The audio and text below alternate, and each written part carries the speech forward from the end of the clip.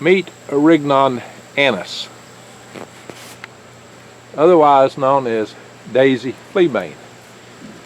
And as you can see, bees and butterflies, and it looks like a ginormous moth back there. I actually love this stuff. You can see the bee. There's the bee. Now, this is called fleabane, daisy fleabane. There's many forms of fleabane, but daisy fleabane got its name because they used to think it would keep fleas out of your bed and your house, your home. Well, that's a fly of some kind. That's not a bee. That's some kind of fly. Well, everything's coming here and loving this stuff. This is one of the later blooming flowers. It's had like 2 separate bloomings here this year. I was going to do a video on it earlier, and it went away. Anyway, so we're going to talk about this. I am Greg Allison with Green Greg's Garden and Worm Farm, and I'm here today to tell you about another wild, edible, medicinal. Now, what I've got to say also is a disclaimer. There's a lot of things that grow in wild that are good for you, that are good to eat, nutritious, sometimes more nutritious than the stuff you grow in the garden. But there's also a lot of things that grow that can make you sick, that can even kill you. Now, sometimes it's hard to tell one from the other. There are several species that look almost alike, but there's slight little differences. So if you don't know 100% what you're dealing with, go check with a local expert on plants, an herbalist, a plant expert. And I'm neither a master herbalist nor am I a medical doctor, so I'm not here to prescribe any treatments, although this is used as a medicinal.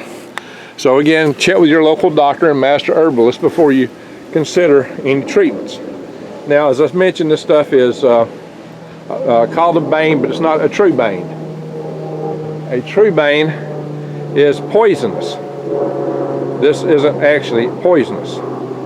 Wolfbane is highly poisonous. Look here. You see the bees? I can't really see this viewfinder very well, so I'm not seeing it quite the same way you do. The bees are enjoying this. Now, it's said that one of the uses of this plant is it takes care of that mite that plagues beehives.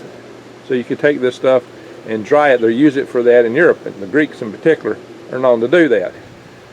Now, its effectiveness in stopping fleas, people would take the dried plants and put them in their old feather and straw mattresses to hope to keep the bed bugs out. And that's not proven as an application of this plant. It may or may not, I can't say. But it is used to treat intestinal problems. The Cherokee is used to treat intestinal problems, menstrual problems. It is a diuretic, which means it'll help you get rid of your water, make you go pee, and things like that. You can see the leaves on here are very small here at the top of the plant. The flowers are very small. Here's my finger for comparison. See that? They're little small daisy-looking flowers. This one's about, it said this stuff can grow up to 5 foot tall. This one is actually a little taller than 5 foot. Some of them only get about 3 foot. So there may be different varieties of even this. It grows in 43 of the contiguous 48 states. You can see the lower leaves have died. The lower leaves are typically bigger. And it's typically the leaves that you can eat on this plant. There's not a lot to be ate on this plant in terms of leaves. The leaves are edible, but they're typically too hairy to eat. But this is an older plant. So you would want to cook the leaves if you were going to eat them. Now, mammals such as goats, groundhogs, there's a couple mammal species that actually eat this plant in its entirety. You can make a tea from a plant when you dry it. Flowers and leaves and stalks, you can make a tea from it. You can dry the whole plant. Like I said, there's just nothing much here. Look at this moth there. What's a butterfly looking moth or a mothy looking butterfly? Right? So there's obviously a lot of pollen here that the animals are loving.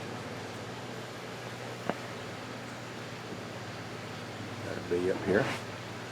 So it's nice to share. Oh, that's a fly. That is a fly. It's not actually a bee. Our honeybees out here. We got this guy out here. We have a lot of pollinators active at this flower site. It's we may get down below freeze. This is growing from my greenhouse. This is my construction area where I was building pipes and such. And I gotta say, I got 2 sawhorses out here. I've not been active. I still got stuff to build another solar heater. I'm gonna do a solar heater video in a minute. I've got the goods to build a solar heater. another one, and I just haven't done it. Or I haven't finished the one I've started, actually, the last one. I've got 2 in operation. We're about to turn them back on. Oh, look at this guy from the back.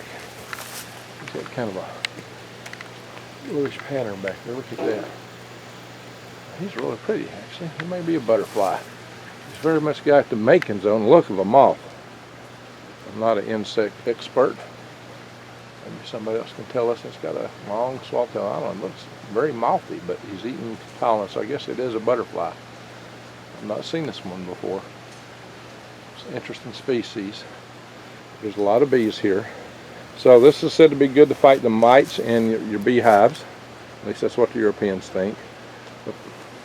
But people also believe the other. So I do a lot of videos on wild edibles. My next one will probably be on black gum. And I'll be talking about black gum next. As you can see, I did a video on goldenrod. There's still goldenrod here.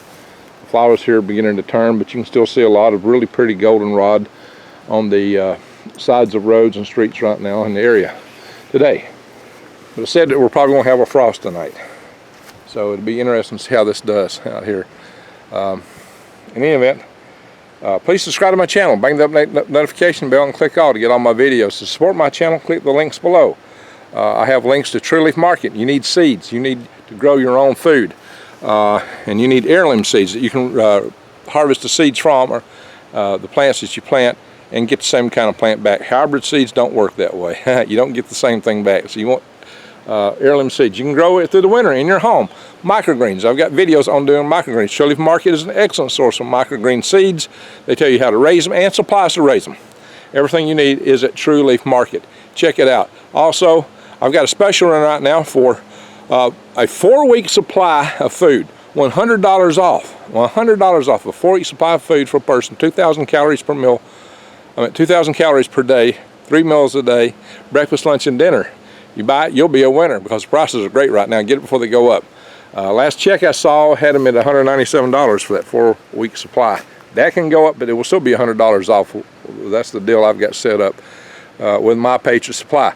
If you click the logo on My Patriot Supply, it will take you into all kind of other prepping supplies. Right now, I think you might really ought to be getting them. I'm really concerned about the prospects of our power grid, given the impending stresses that we're having with China at the moment.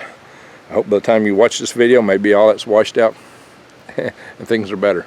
Anyway, thank you for watching.